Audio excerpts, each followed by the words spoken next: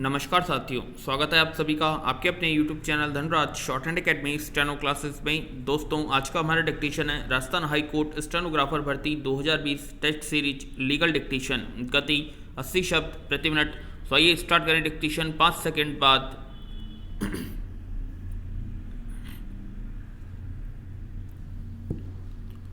Start. यदि परस्पर संबंध ऐसे कार्यों के जिनसे एक ही समव्यवहार बनता है, एक क्रम में एक से अधिक अपराध एक ही व्यक्ति द्वारा किए गए हैं, तो ऐसे प्रत्येक अपराध के लिए एक ही विचारण में उस पर आरोप लगाया जा सकता है और उसका विचारण किया जा सकता है। विराम। पैरा। जब धारा 212 की उपधारा 2 में या धारा 219 की उपधारा 1 में उपबंधित रूप में आपराधिक न्यायस भंग या बेईमानी से संपत्ति के दुर्विनियोग के एक या अधिक अपराधों से आरोपित किसी व्यक्ति पर उस अपराध या अपराधों के किए जाने को सुकर बनाने या छिपाने के प्रयोजन से लेखाओं के मिथ्याकरण के एक या अधिक अपराधों का अभियोग है, तब उस पर ऐसे प्रत्येक अपराध के लिए एक ही विचारण में आरोप लगाया जा सकता है और विचारण किया जा सकता है। पैरा। यदि अभिकथित कार्यों से तत्सम्य प्रवृत्त किसी विधि की जिससे अपराध परिभाषित या दंडनीय हो, दो या अधिक पृथक परिभाषाओं में आने वाले अपराध बनते हैं, तो जिस व्यक्ति पर उन्हें करने का अभियोग है, उस पर ऐसे अपराधों में से प्रत्येक के लिए एक ही विचारण में आरोप लगाया जा सकता है और विचारण किया जा सकता है। विराम।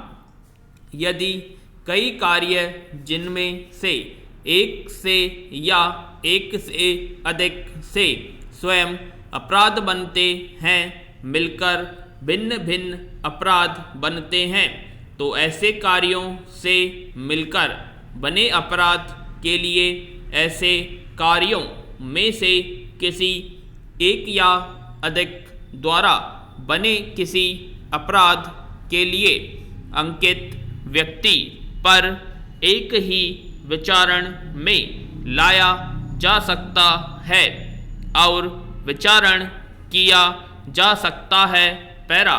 इस धारा की कोई बात भारतीय दंड संहिता 1860 की धारा 71 पर प्रकाश न डालेगी। पैरा।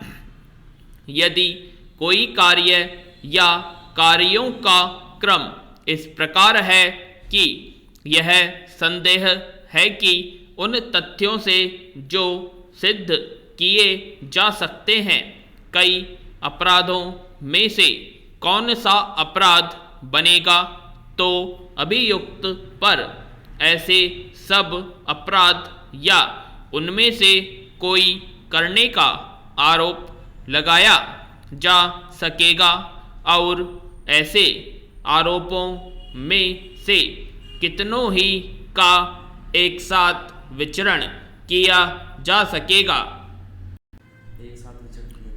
उस पर उक्त अपराधों में से किसी एक को करने का अनुकल्पतः आरोप लगाया जा सकेगा। विराम।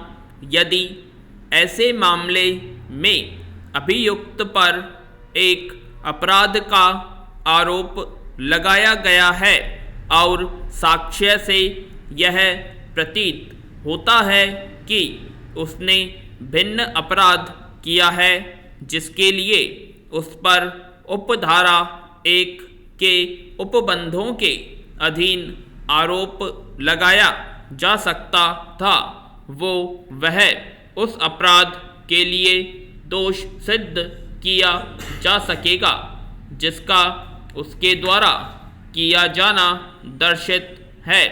यद्यपि उसके लिए उस पर आरोप नहीं लगाया गया था, आपराधिक न्यायिक भंग की यह छल कोटि में आ सकता है।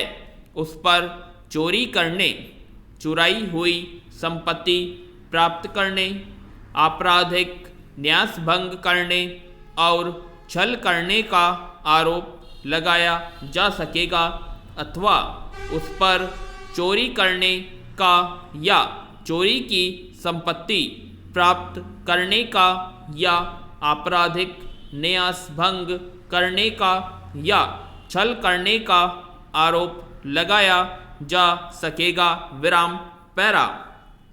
जब किसी व्यक्ति पर ऐसे अपराध का आरोप है जिसमें कि विशिष्टियां हैं जिनमें से केवल संयोग से एक पूरा होता अपराध बनता है और ऐसा संयोग साबित हो जाता है किंतु शेष विशिष्टियां साबित नहीं होती हैं, तब वह उस छोटे अपराध के लिए दोष सिद्ध किया जा सकता है। यद्यपि उस पर उसका आरोप नहीं था।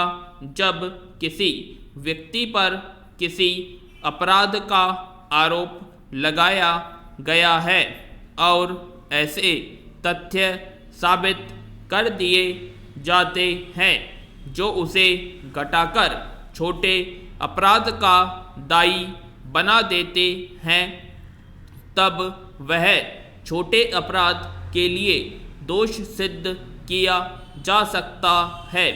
यद्यपि उस पर उसका आरोप नहीं था। विराम। जब किसी व्यक्ति पर किसी अपराध का आरोप है तब वह उस अपराध को करने के लिए दोष सिद्ध किया जा सकता है।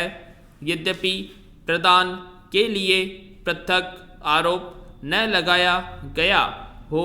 विराम।